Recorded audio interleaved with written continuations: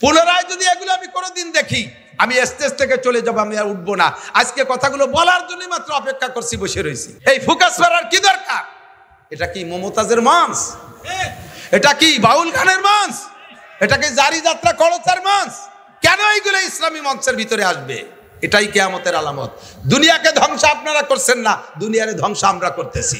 বাদ্যযন্ত্র এত প্রভাব পাবে যে কোরআন তিলাওয়াতের মধ্যেও বাজনা ঢুকে যাবে, হাদিস তিলাওয়াতের মধ্যে বাজনা ঢুকে যাবে, জিকিরের মধ্যে বাজনা ঢুকে যাবে, ইসলামী সঙ্গীতের মধ্যে বাজনা ঢুকে যাবে।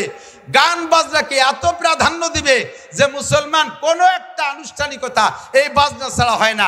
ইসলামী সঙ্গীত গায়, এই যে দেখেন ফাও লাইট দুটো জ্বালায় রাখছে, কি দরকারের? কেন এই লাইট?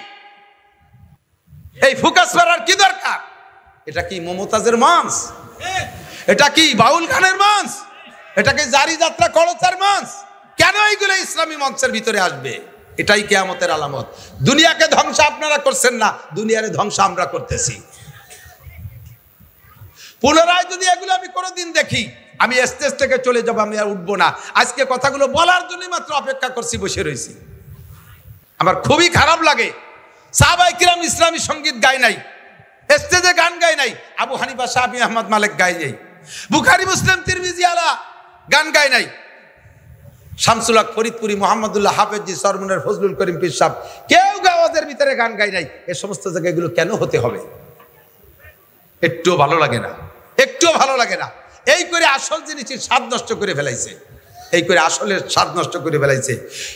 প্লাস্টিকের প্রভাবে তামা, পিতল, কাঁসা শেষ হয়ে গেছে। তারপরে সিটি গোল্ডের প্রভাবে স্বর্ণের দাম শেষ হয়ে গেছে। কথা ঠিক ঠিক না? অজহারাতিল মাযিফুল কায়নাত, বিয়ের অনুষ্ঠান বক্স ডেক্স বাজাইতেই হবে।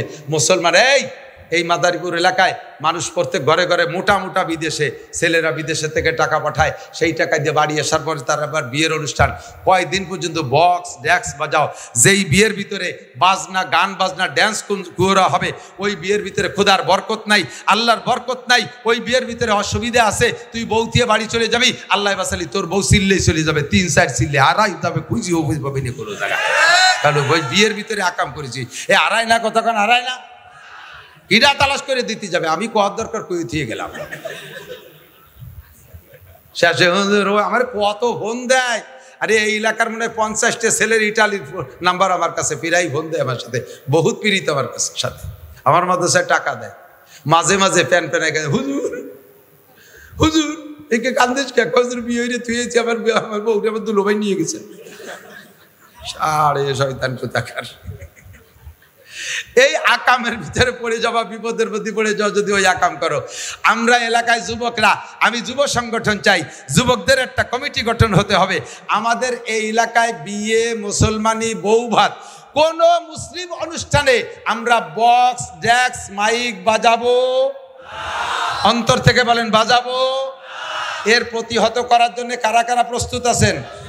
আল্লাহ পাক তৌফিক দান করে, বলেন আমিন। আমাদের প্রোগ্রামগুলোর ভিতরে আল্লাহ বরকত দান করুন।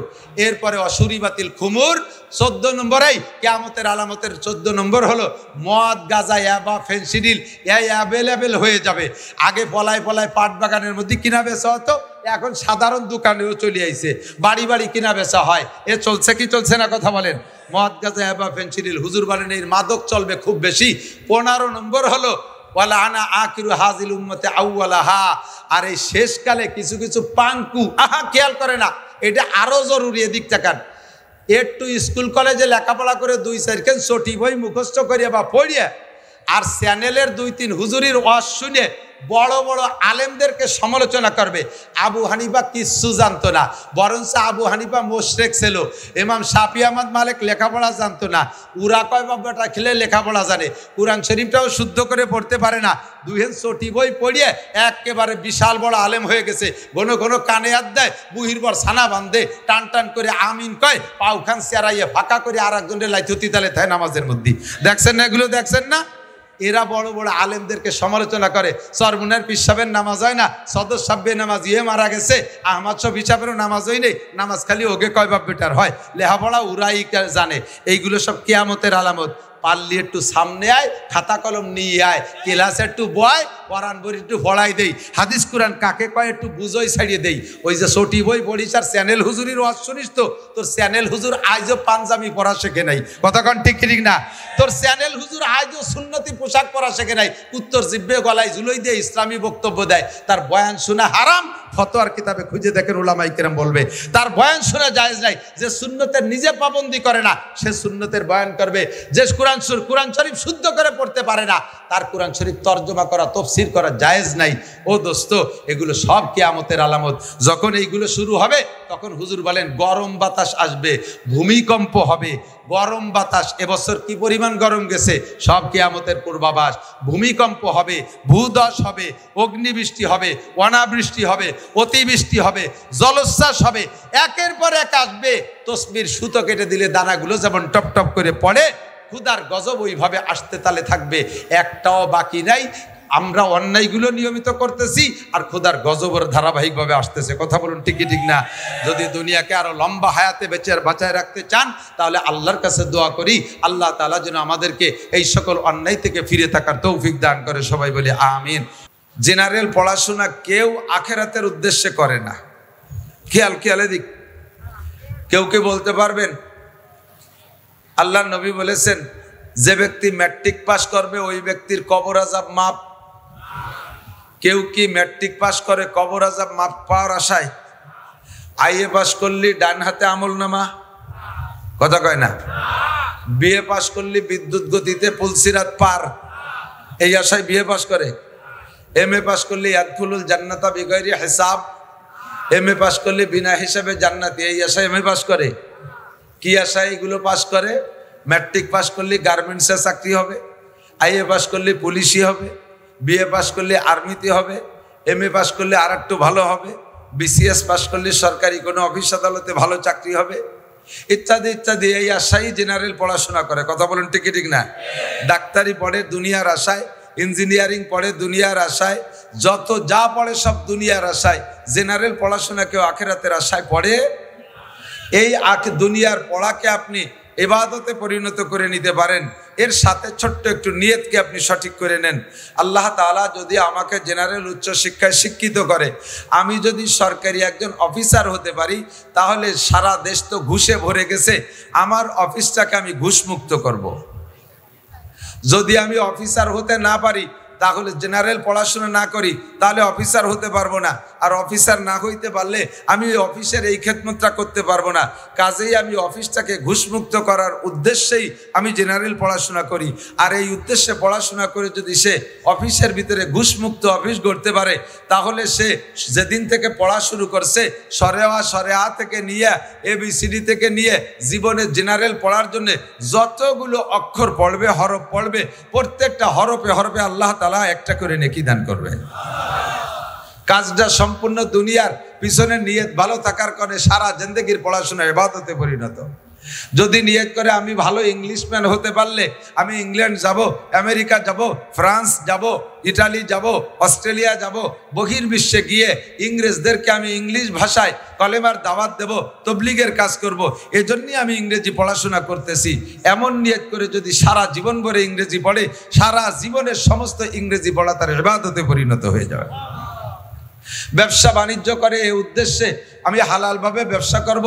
ক্বালা রাসূলুল্লাহ সাল্লাল্লাহু আলাইহি ওয়াসাল্লাম আত-তাজিরুস সাদুকুল আমিন ইহশারুনা ইয়াউমাল কিয়ামাতি মাল আম্বিয়া ওয়াস সিদ্দিকিনা ওয়াস শুহাদা। বিশ্বনবী মুহাম্মদুর রাসূলুল্লাহ সাল্লাল্লাহু আলাইহি ওয়াসাল্লাম বলেছেন, ন্যায় নিষ্ঠা সত্য সঠিক ব্যবসায়ী, যার পুঁজি হালাল, ব্যবসার ভিতরে মিথ্যা কথা বলে না, মাপে বেশি আনে না, মাপে কম দেয় না, মালে ভেজাল দেয় না, মিথ্যা কসম খেয়ে বেচা কেনা করে না, এইরকম সত্য সঠিক ব্যবসায়ী আজান হওয়ার সাথে সাথে শাটার বন্ধ করে দিয়ে মসজিদে নামাজ পড়তে চলে যায়। নামাজের পরে আবার আল্লাহর হুকুম, ইযা কুদিয়াতিস সালাতু ফান্তাশিরু বিল আরদ ওয়াবতাগু মিন ফাদলিল্লাহ। নামাজ আদায় করা হয়ে গেলে মসজিদে বসে দুনিয়াবি খোশ গল্পের ভিতরে মশগুল হয় না, অন্য কোনো কাম কাজে জড়ে পড়ো না, চলে যাও তোমার কাজে তুমি চলে যাও, ব্যবসায় চলে যাও, চাকরিজীবী ডিউটিতে চলে যাও, শিক্ষক মন্ডলী তোমার শিক্ষালয় বিদ্যালয় চলে যাও। কৃষক তোমার মাঠঘাটে চলে যাও, এভাবে আল্লাহর হুকুম আসছে, সেই হুকুম পালন হিসেবে আমি আবার নামাজের পরে দোকানে চলে আসব। তাহলে এই দোকানের পিছনে 1 নম্বরে দোকান পরিচালনা করবে সত্য সঠিকভাবে, 2 নম্বরে উদ্দেশ্য থাকবে এর থেকে হালাল রুজির উপার্জন করব। ক্বালা রাসূলুল্লাহ সাল্লাল্লাহু আলাইহি ওয়াসাল্লাম কাসবুল হালালে ফরিদাতুন বাদাল ফরিদা। আল্লাহর সকল ফরজ বিধান পালন করার পরে, এদিক আল্লাহর সকল ফরজ বিধান পালন করার, বলেন পালন করার পরে ফরজ বিধান নামাজ, ফরজ বিধান রোজা, ফরজ বিধান হজ, ফরজ বিধান যাকাত, ফরজ বিধান পর্দা, ফরজ বিধান সত্য কথা, এই জাতীয় ফরজ বিধান যেগুলো আছে এগুলো পালন করার পরে আল্লাহ রসুল বলেন কাসবুল হালালে ফরিদা, কাসবুল হালালে ফরিদা, হালাল রুজি উপার্জন করা ফরজ।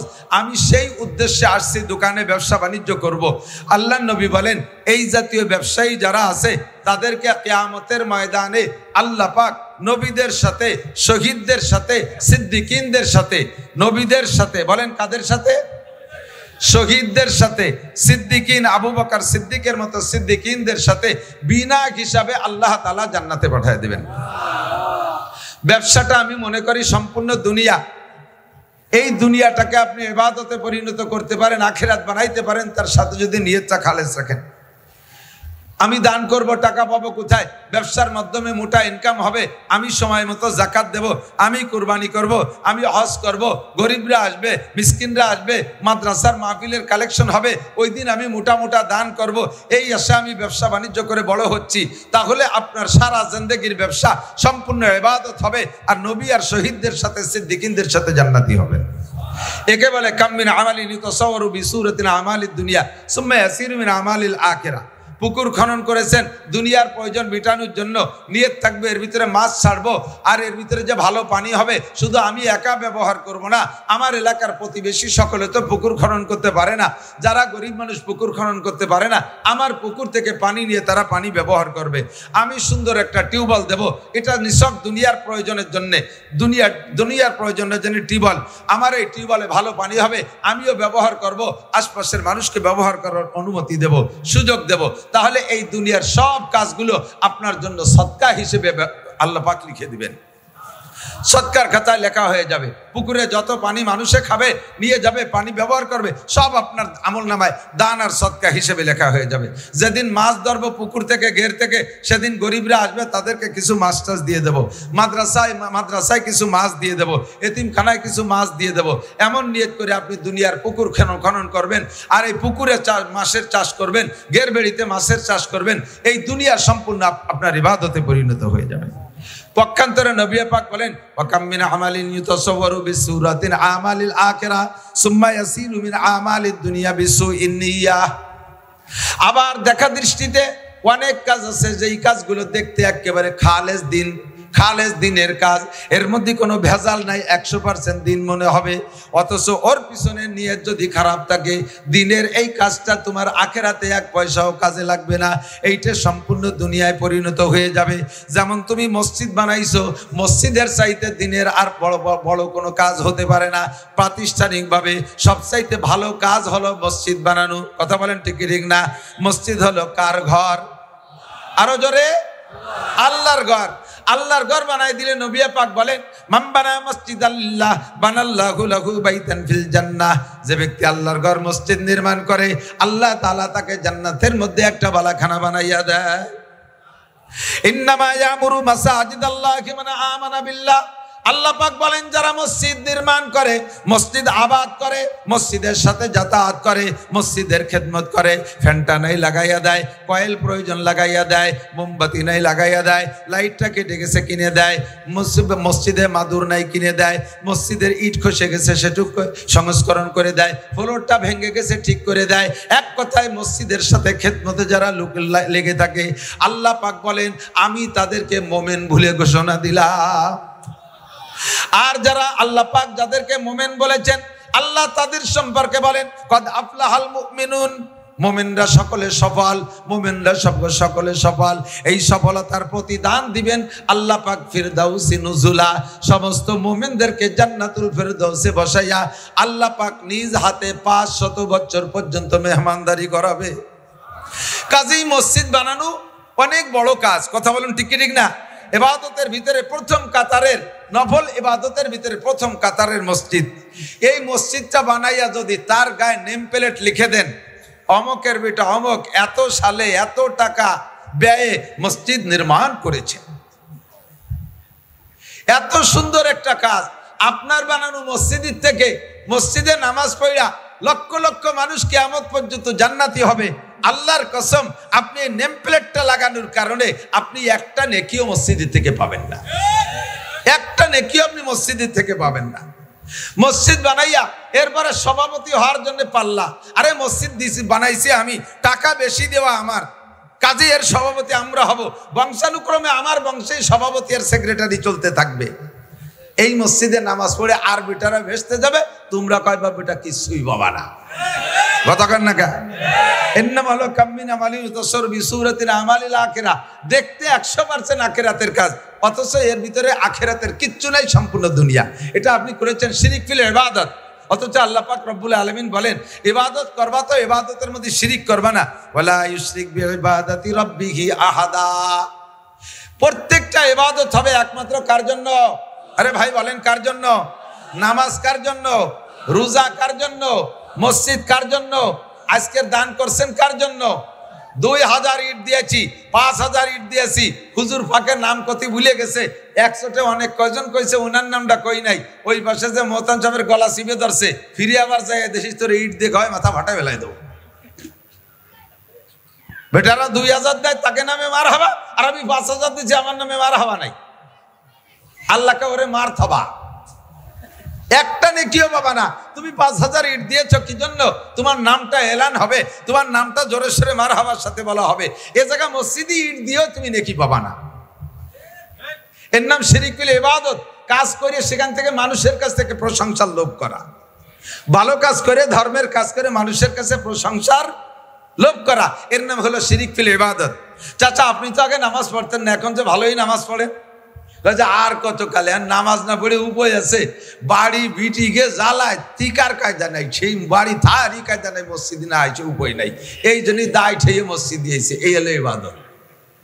আপনি তো আগে দাড়ি রাখতেন না, এখন যে দাড়ি রাখেন, কয় যে দাড়ি না রাখলে মানসি কি কয় বুড়ো বয়সে। তাহলে যে দাড়ি রাখছেন, এই দাড়ি কার জন্য? রসুলের জন্য, আল্লাহর জন্য, না মানুষের মুখ বন্ধ করার জন্য? এই দাড়ি রাখা হয়ে যাবে আপনার খাইজনি চুলকনি জাত, আপনি খাইজতি থাকবেন দাড়ি রাখলে বলে খাইজু হয়।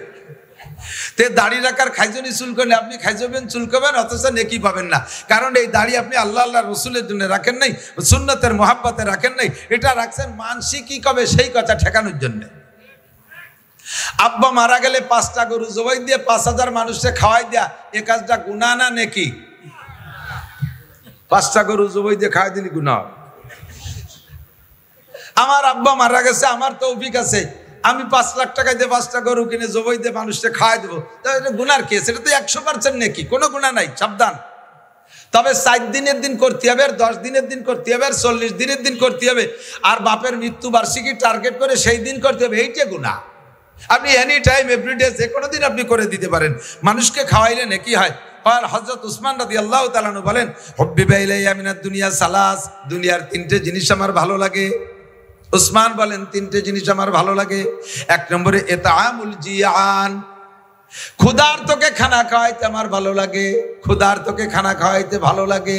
আপনি মেহমানদারি করবেন, আব্বা মারা গেছে, মা মারা গেছে, আপন কেউ মারা গেছে, তাদের ইসালে সওয়াবের জন্য আপনি অনুষ্ঠান করবেন, খানা খাওয়াবেন। তবে এর ভিতরে খাওয়াবেন কাকে? ইতআমুল জিয়ান, ক্ষুধার্তকে খানা খাওয়াবেন। না খাইয়ে রয়েছে যারা, তাদেরকে আগে ডাইকে খাওয়াবেন। কিন্তু এই খানার ভিতরে আপনি শিরিক করে ফেলেন। আগে বসান এমপি সাহেব, চেয়ারম্যান সাহেব, মন্ত্রী সাহেবের সাথে সম্পর্ক থাকলে ভালো, উপজেলা চেয়ারম্যান, মাস্টার সাহেব, মেম্বার সাহেব, ডাক্তার সাহেব, ইঞ্জিনিয়ার সাহেব, কন্ট্রাক্টর সাহেব, শিল্পপতি সাহেব, কোটিপতি সাহেব, ভগ্নিপতি সাহেব, আত্মীয় স্বজন যারা বড় বড় আছে, এই সব বড় বড় যারা সকাল বিকাল গরুর গোস্ত খায় শগুনির মতো গলা সমান, সেইগুলোরে এক কাতারে বসাই দিয়ে জম্মের খান পাড়ায় খাওয়াইয়া লাস্টে গরিবরা বাঁশবাগান দিয়ে ঘুরিয়ে বেড়ায়। শেষ বইটাকে নিয়ে তাকে বসাই দিয়েছে, গোস্ত নাই, ডাল দিয়ে বড় হয়ে যাও। এ চলে কি চলে না কতক্ষণ? আর ওই জায়গা খান উসমা অডিও ভিডিও ক্যামেরা নিয়ে আসে 50টা, দে সাইডে ইউটিউবে অমকের বাড়ি 10টা গরু জবাই দিয়ে বাপের নামে জিয়াফত হইছে। কাজটা ভালো কাজ, কিন্তু উদ্দেশ্য খারাপ হওয়ার কারণে একটা নেকিও তুমিও পাবে না, তোমার আব্বাও পাবে না, গোষ্ঠী শুধু খালিয়াত।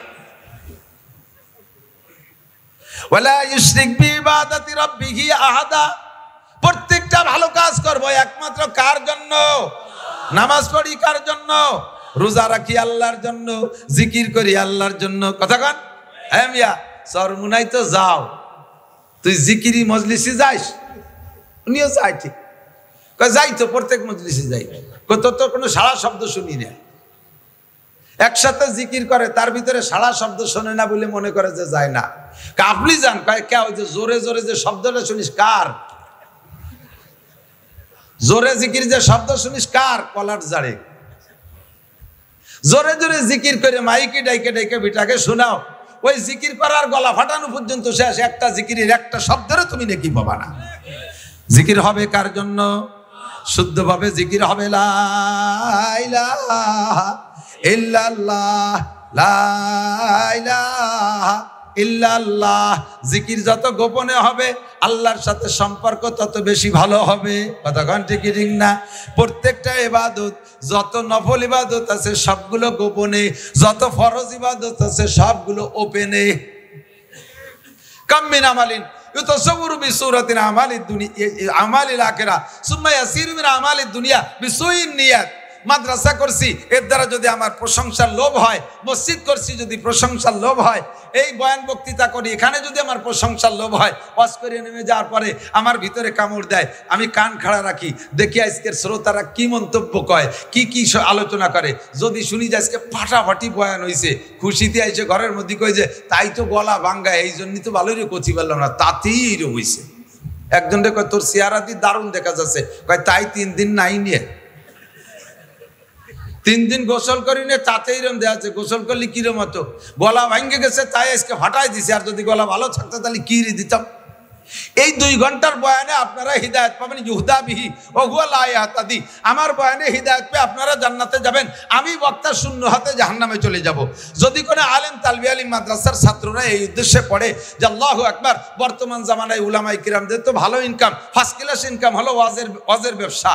বড় বড় মোটা মোটা ইনকাম এর ভিতর দিয়ে আসতেছে। হাফিজুর রহমান এক মাহফিলে 1 লাখ 1.5 লাখ, মিজানুর রহমান কি বলা হয় আজহারি 2 লাখ 2.5 লাখ 3 লাখ, এরপরে আব্দুল খালেক শরীয়তপুরি, তারপরে ইলিয়াসুর রহমান জিয়াদি, আরো যারা আছে সবাই মোটা টাকা কামাই করে। কোনো মতে টানি টুনি 5টা করতে পারলে ওয়াজ করে ব্যবসায় রেখেই বাঁচতে পারবো। তোমার ওয়াজও হবে, তোমার ওয়াজে মানুষ হিদায়াত পাবে, তারা আমল করে জান্নাতে যাবে। আর তোমার এই পয়সা কামাই করা পর্যন্ত শেষ, আখিরাতে তুমি কিচ্ছুই পাবা না।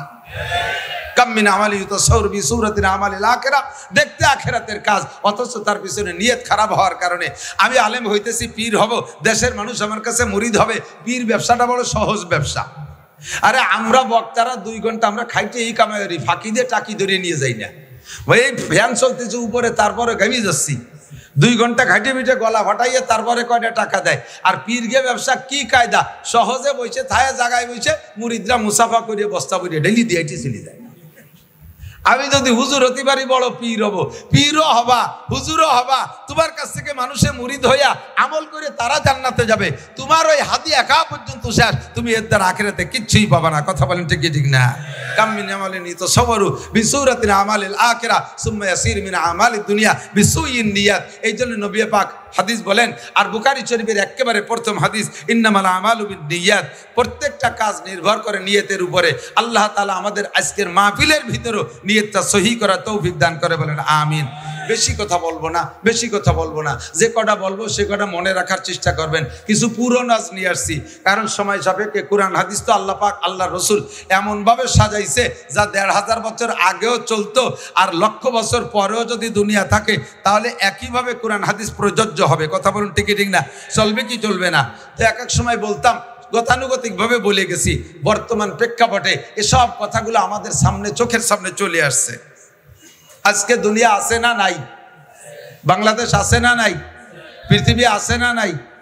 এই পৃথিবী একদিন থাকবে না, এ ঘটনা সত্য না মিথ্যা? কিয়ামত হবে কি হবে না? ধ্বংস হবে না? কিয়ামত 3 প্রকার। একটা হলো কিয়ামতে সুগরা, আর একটা কিয়ামতে উস্তা, আর একটা কিয়ামতে কুবরা। একটা হলো পার্সোনাল কিয়ামত, আর একটা হলো জাতিগোষ্ঠীর কিয়ামত, আর একটা হলো আন্তর্জাতিক কিয়ামত। এই তিনটা কিয়ামতে ইজা ওয়াকাতিল ওয়াকিয়া লাইসা লিওয়াকাতিহা কাযিবা, কোরআনে সূরা ওয়াকিয়ার ভিতরে আল্লাহ পাক বলেন এই তিনটে ঘটনা ঘটবে, তিনটাই ঘটবে, আর তিনটা ঘটার মধ্যে কোনো সন্দেহ নাই। পার্সোনাল কিয়ামত হলো মাম্মা তাকাদ কিয়ামত কিয়ামতুহু ক্বালা রাসূলুল্লাহ সাল্লাল্লাহু আলাইহি ওয়াসাল্লাম, নবী পাক বলেন যে যেদিন মারা গেল তার কিয়ামত সেদিন হয়ে গেল। তার কিয়ামত সেদিন, যে যেদিন মারা গেল তার কিয়ামত হয়ে গেল। ওই আন্তর্জাতিক কিয়ামত আমরা দেখব না, সারা দুনিয়া যে ধ্বংস হবে ওইটা হলো ইন্টারন্যাশনাল কিয়ামত। আন্তর্জাতিক কিয়ামত, এই কিয়ামত এ জায়গা যারা বসা আছেন, আমি কসম খেয়ে বলি, এ জায়গা যারা বসা আছেন 6, 5, 2, 4 বছরে পোলাপান থেকে নিয়ে 70, 80 বছরে বুড়ো যারা আছেন, আমরা এখানে কেউ সেই আন্তর্জাতিক কিয়ামত দেখব না। সে সময় আমরা দুনিয়ায় থাকবো না, ওটা দেখবে ওই সময় যারা দুনিয়ায় থাকবে তারা। কথা কন? আর অবশ্যই এখন যারা আছি তারা অত হায়াত পাবো না। বলেন যে যদি আগামী শুক্রবারে কিয়ামত হয় তাহলে পাবো না কেন? মানে অত গুড় আইসর না। আগামী শুক্রবারে কিয়ামত হবে না, কিয়ামত হবে মুহররমের 10 তারিখ। কয় তারিখ? আলে একটু কথা কয় না আমার সাথে। কয় তারিখ কিয়ামত? কয় তারিখ? আগস্টের 5 তারিখ। কিয়ামত কয় তারিখ? আগস্টের 5 তারিখে একটা কিয়ামত হয়ে গেছে, এটা হলো সেকেন্ড কিয়ামত। এটাকে কিয়ামতে উস্তা, একটা জাতিগোষ্ঠীর কিয়ামত। আর আন্তর্জাতিক কিয়ামত যেটা সারা দুনিয়া জুড়ে হবে, এটার তারিখ আল্লাহ পাক বলেন ইন্নাল্লাহা ইনদাহু ইলমুস সাআ। ওই কিয়ামতটার তারিখ একমাত্র কে জানে? আল্লাহ জানে। কথা বলেন ঠিক কি ঠিক না?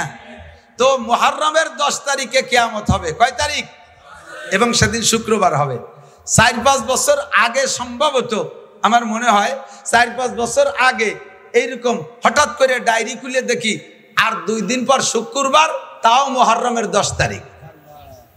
এই বরান কাবি উঠছে, আল্লাহ এইভাবে মিলিয়ে গেল, তাই তো আর থাকতে পারলাম না, কিয়ামত তো হয়েই যাবে। পরে আমি কোরআন হাদিস মিলেই দেখি কিয়ামতের আগে বড় 10টা ঘটনা ঘটবে। ওই 10টা ঘটনা না ঘটা পর্যন্ত কিয়ামত হবে না। যদি আল্লাহ সত্য হয় তাহলে তার রসুল সত্য, রসুল সত্য হলে তার হাদিস সত্য, তার হাদিস সত্য হলে এই শুক্রবারে কিয়ামত হবে না, এই কথাও সত্য। কথা বলুন ঠিক কি ঠিক না? তার ভিতরে একটা হলো দাজ্জাল আসবে। অরিজিনাল দাজ্জাল 1 চোখ কানা, অর্থাৎ 1 চোখ কানা আর 1 চোখ আছে। এ আবার দেখলে বোঝা যায় যে এই চোখটা কানা হয়ে গেছে, এইটা আছে, কিন্তু এর জায়গাটা তো রয়ে গেছে। কিন্তু তা না, এই দাজ্জালের পুরো কপালে মাত্র একটাই চোখ হবে। ওর ডান হাতে থাকবে দোজখ আর বাম হাতে থাকবে বেহেশতে। আসলে উচিত ছিল কি, বেহেশতে কোন হাতে? ডান হাতে। আর দোজখ থাকলে ওর বাম হাতে বেহেশতে আর ডান হাতে দোজখ।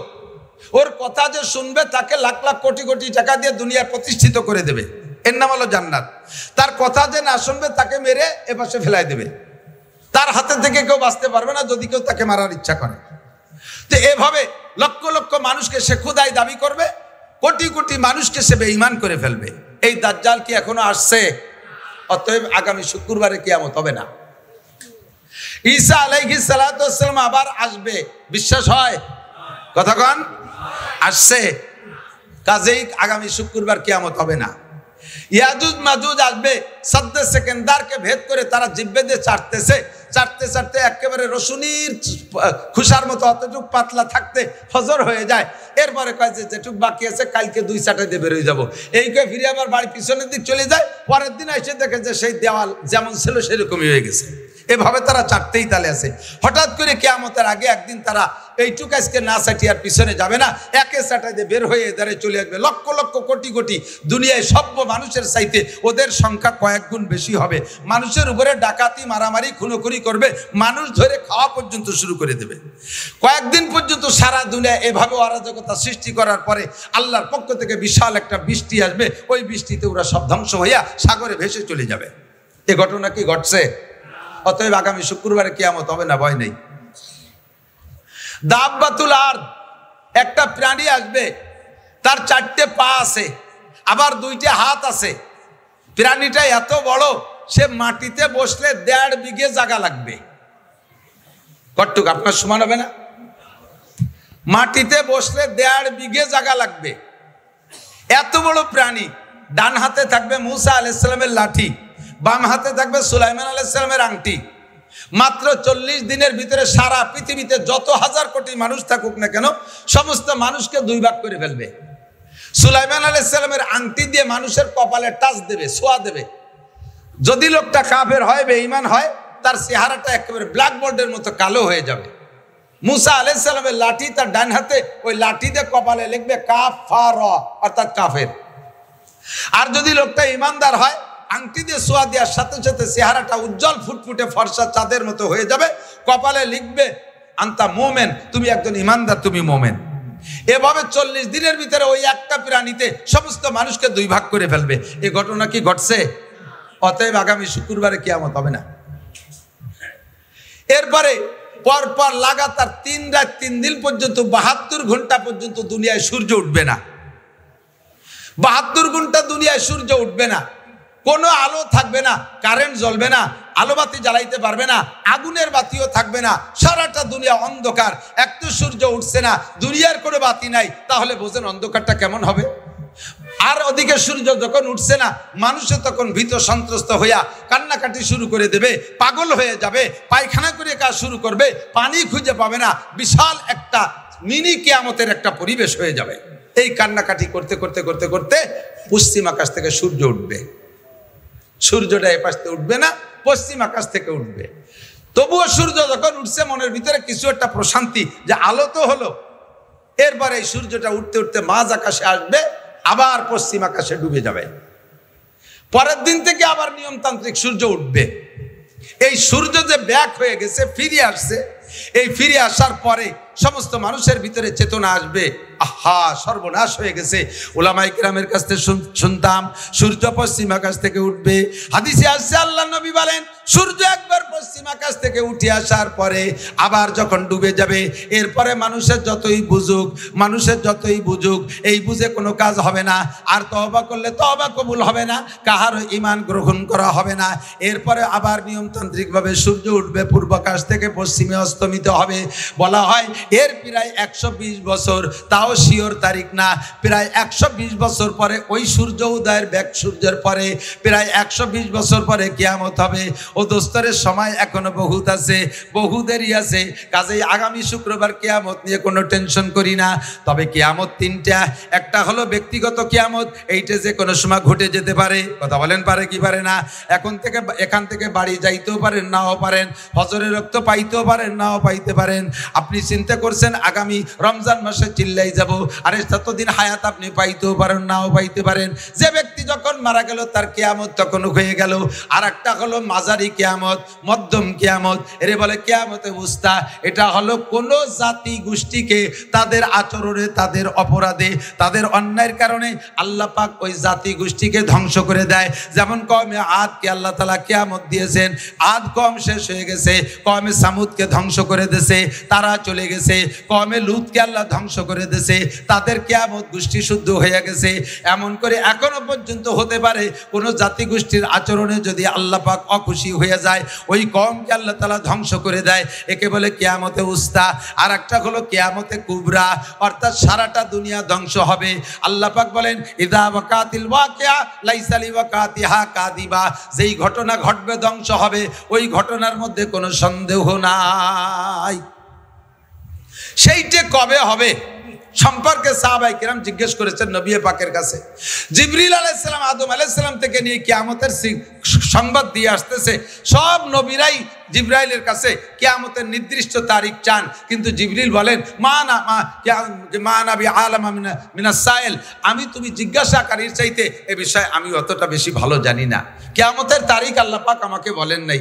তবে কি জিবরিল আলাইহিস সালাম সব নবী রাসূলকে কিয়ামতের কিছু পূর্বাভাস বলেছেন। আমিও মাঝে মাঝে বলে থাকি, এই হাদিস আপনাদের কাছে আমি বর্ণনা করেছি। দোস্ত, নবী পাক সাল্লাল্লাহু আলাইহি ওয়াসাল্লাম বর্ণনা করেন হযরত আবু হুরায়রা থেকে হাদিস। আমি সির্ফ হাদিসটা তরজমা করে শেষ করে দেব, আপনাদের বেশিক্ষণ বিরক্ত করব না।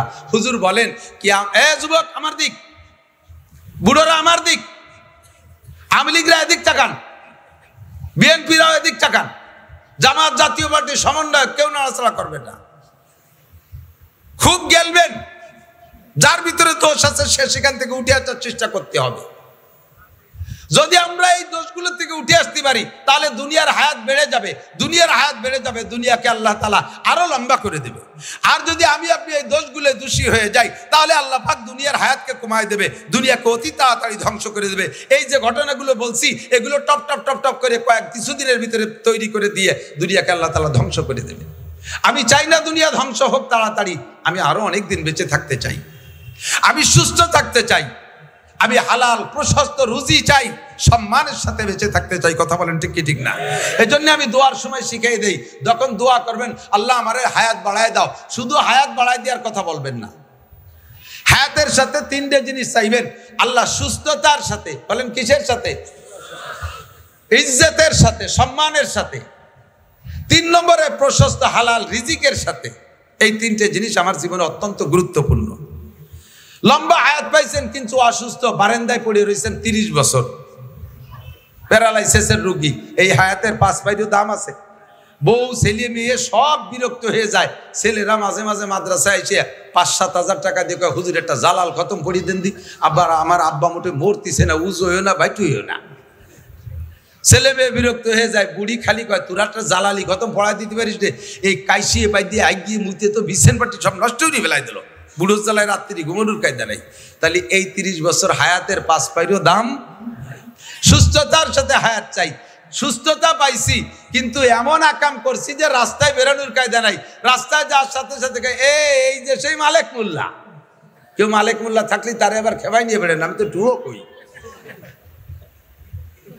এই যে সেই জামাল, কোন জামাল, এই অর্থে বস্তাখানিক পেয়ে দিল। মুখের সামনে চোখের সামনে যদি এগুলো বলে দেয় তাহলে আর রাস্তায় হাঁটা যায় না। কথা বলেন ঠিক না? ও আল্লাহু আকবার। হযরত ওমর ইবনে খাত্তাব রাদিয়াল্লাহু তাআলা একটা হাদিস শুনেছি ছোটবেলা মার কাছে।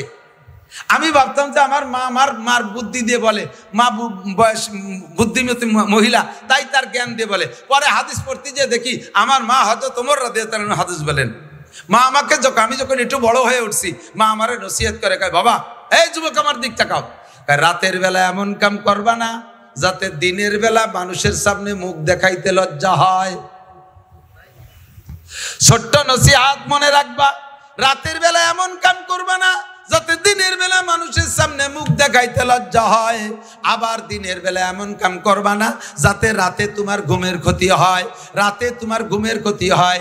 দুইটা কথার ভিতরে বিশাল ব্যাখ্যা। এই দুইটা কাজ থেকে তুমি ফিরে থাকো। রাস্তাঘাটে বের হইতে গেলে যাতে ইজ্জতের সাথে, মানুষের সম্মানের সাথে আহ্বান করে, সালাম দিয়ে দৌড়ে আসে, মুসাফা করার জন্য ব্যস্ত হয়ে যায়, এমন একটা সম্মানী জিন্দেগি চাই। 3 নম্বরে অভাবের কারণে ঈমান নষ্ট হয়ে যায়, এই জন্য প্রশস্ত হালাল রুজি চাই, প্রশস্ত হালাল রুজি চাই। লম্বা হায়াত ইজ্জতের সাথে প্রশস্ত হালাল রুজি আল্লাহ পাক আমাদের সকলকে নসিব করে। জোরে বলেন আমিন।